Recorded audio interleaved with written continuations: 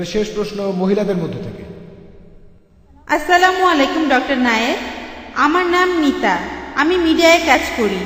আমার প্রশ্নটা হলো, পূজার প্রসাদ নেওয়া কি মুসলিমদের জন্য হারাম, আর কেন? বোন, আপনি প্রশ্ন করলেন যে মুসলিমদের জন্য পূজার প্রসাদ খাওয়াটা হারাম কিনা। প্রসাদ, এই খাবারটা দেওয়া হয় ঈশ্বরের উদ্দেশ্যে। হিন্দুরা বিভিন্ন মূর্তির উদ্দেশ্যে প্রসাদ দেয়। পবিত্র কোরআনে মোট 4 জায়গায় উল্লেখ করা হয়েছে। সূরা বাকারার 173 নম্বর আয়াতে উল্লেখ করা হয়েছে, সূরা মাইদার 3 নম্বর আয়াতে উল্লেখ আছে, সূরা আনামের 145 নম্বর আয়াতে উল্লেখ করা হয়েছে, এছাড়াও সূরা নাহলের 115 নম্বর আয়াতে উল্লেখ করা হয়েছে, হুররিমাত আলাইকুম মাইতাতু ওয়াদ-দামু ওয়া লাহমুল খিনজির ওয়া মা উহিল্লা লিগাইরিল্লাহ বিহি, তোমাদের জন্য হারাম করা হয়েছে মৃত জন্তু, রক্ত, শূকরের মাংস খাওয়া, আর যে পশু জবাই করার সময় আল্লাহ ব্যতীত অন্য কারো নাম নেওয়া হয়েছে। তাহলে যে পশু জবাইকালে আল্লাহ ছাড়া অন্য কারো নাম নেওয়া হয় সেটা আমাদের জন্য হারাম। আর এই কারণেই পূজার প্রসাদ নিয়ে খাওয়া এটা হারাম ইসলামে।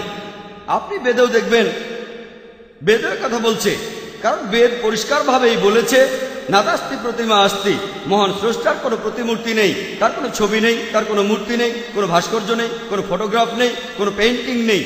তাহলে বেদ অনুযায়ী ঈশ্বরকে খাবার নিবেদন করা নিষিদ্ধ।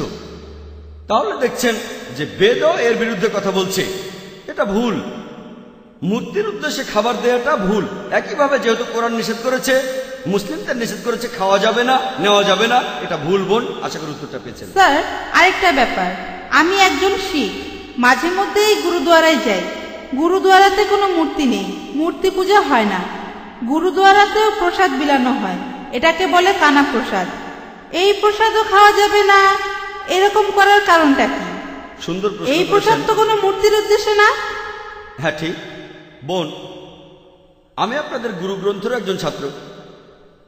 আর দেখবেন যে শিখদের কথা অনুযায়ী ধর্মগ্রন্থ, প্রথমে আদি গ্রন্থ, গুরু গ্রন্থ, এখানে ঈশ্বরের একাত্মবাদ নিয়ে বলা হয়েছে।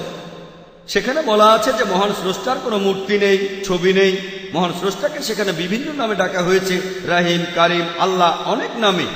এখানে আমাদের মিল আছে। তবে দুর্ভাগ্যজনকভাবে যখন গুরুদুয়ারায় যাবেন, যদিও শিখরা এমন কোনো স্রষ্টাকে বিশ্বাস করে না যার কোনো ছবি আছে, তারপরও তারা উপাসনা করে গ্রন্থকে, মনে করে গুরু, কারণ গুরুর এখন নেই। আর সেখানে যে প্রসাদ দিচ্ছেন সেটা পরোক্ষভাবে একই জিনিস। শিখ ধর্মগ্রন্থ বলছে মূর্তি পূজা করা নিষেধ, এখানে তারা পরোক্ষভাবে খাবারগুলো স্রষ্টাকে দিচ্ছে। আর এমনকি গুরু গ্রন্থ বলছে স্রষ্টার খাওয়ার প্রয়োজন হয় না। তাহলে আপনারা স্রষ্টার সামনে কেন খাবার দিচ্ছেন? পবিত্র কোরআনে সূরা আনামের 14 নম্বর আয়াতে বলা হয়েছে আল্লাহ সবাইকে খাওয়ান, কিন্তু তার খাওয়ার প্রয়োজন হয় না। তাহলে স্রষ্টাকে খাবারগুলো কেন দিচ্ছেন? কেন দিচ্ছেন তাকে? তাহলে বোন, আপনারা আদি গ্রন্থ মেনে চলছেন না, আপনারা গুরু গ্রন্থ মেনেও চলছেন না। মহান স্রষ্টার কোনো খাবারের প্রয়োজন হয় না, তিনি কোনো খাবার ছাড়াই টিকে থাকবেন, তিনি সবাইকে খাবার যোগান দেন। আশা করি উত্তরটা পেয়েছেন। ওয়া আখিরি দাওয়ানা আলহামদুলিল্লাহি রাব্বিল আলামিন।